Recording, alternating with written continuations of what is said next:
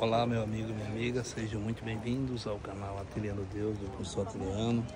Estamos em Paulo Afonso, no complexo energético aqui, não é mais Chester, né? Foi privatizado. Para quem não lembra, o governo privatizou todo o nosso sistema elétrico.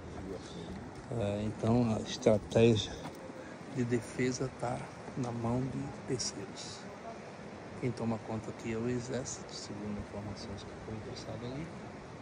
Aqui é a torre de vigilância, porque imagina vocês, cortou a energia daqui, são 50 milhões de brasileiros que ficam sem energia. É muita coisa, né? Muita coisa mesmo. Então, eu, sinceramente, um dos maiores crimes que eu vi, além da pandemia das 700 mil pessoas,